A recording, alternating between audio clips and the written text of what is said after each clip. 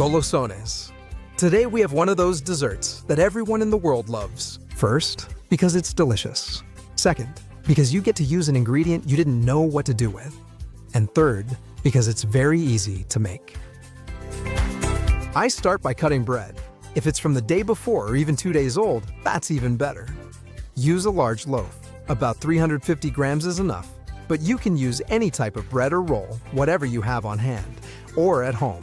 Put it all in a large bowl and set it aside, because next we're going to make a milk mixture with 500 ml or 2.5 cups of whole milk. As always, we add a splash of vanilla essence, extract or flavoring, and also a tablespoon of ground cinnamon to combine both flavors. And so this turns out amazing, both in flavor and aroma. Here, the second milk refers to heavy or whipping cream. We're gonna add 1.5 cups, about 300 ml. And the third one, to sweeten it, is condensed milk, 1 cup, or 200 ml of this. If you like it super sweet, you can add a little more. We have to mix all of this. So, with a fork or a whisk, stir it around until you have a more or less uniform liquid. And with this, we're gonna soak the bread. It's that easy. Just drop everything in. And with the same spatula you used to get every last drop, press it down a bit so everything turns out pasty and moist like this. Let it rest for a few minutes, at least half an hour, and meanwhile, you can prepare the mold with caramel you've made, or store-bought caramel. It doesn't matter. The only tip is that if you use store-bought caramel, spread it out really well. It looks like this. Orangey, not too dark, or it would taste bitter. On the other hand, we're going to take 4 large eggs, size L, and mix them a little, just like you would for an omelet, because we're going to add this as well. It's that easy. I'm telling you, once everything is well soaked for at least half an hour or an hour, you add the egg. There you use the same pastry spatula and the same mixing as before. We're going to give it a few turns so the egg gets distributed. And if you want, at this point you could add a few raisins mixed with flour. But that's up to you. And then, I like to blend it well, so it has a nice, uniform texture. So let's go for it. Whether you've blended it or not, in any case, the process is the same.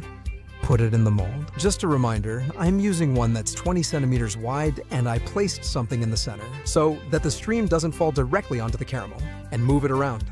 Once you have it in the oven, I have it preheated to 180 degrees, but with a tray of water inside. So it covers about 3 or 4 fingers in height. We put the mold inside and cook it in the lower middle part in a water bath for about 35 or 40 minutes. How do you know it's ready? It's simple. When it looks good, and about 35 minutes have passed. You open the oven, separate it a little, and stick a toothpick in. If it comes out clean, the pudding is ready. Well, pudding, budden, flan, cake. I don't know what you would call it, but I love it, and honestly, any name suits it well. I cover it with a bit of parchment paper and wait for it to cool down. And once it's cooled, I take it and put it in the fridge or refrigerator until it's time to serve.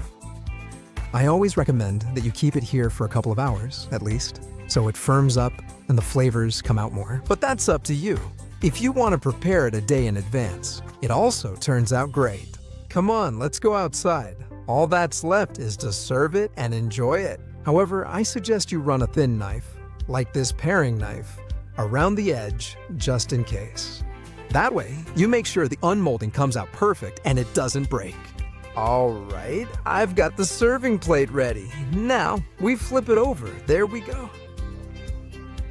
And we give it a few taps until we feel it comes loose. If you see that the caramel isn't coming off, just put something hot on top and that'll melt the caramel. Look, what a wonder. We already have this dessert here. Don't tell me you don't feel like making it. It's easy, tasty, and with no complications at all. It's gonna turn out delicious. Look, what an amazing dessert. What a layer of caramel on top, and this dense texture like a super compact bread flan. Truly incredible. In fact, it practically tastes like a kind of cookie that you make at home. How did the spoon in the other one fall? Oh my.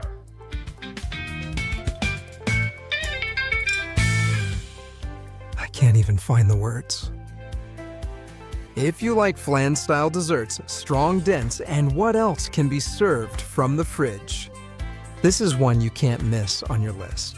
Because besides, it's one of the key ingredients you use. A sad, abandoned loaf of bread. So take advantage of it, and I hope you can help me out with something too.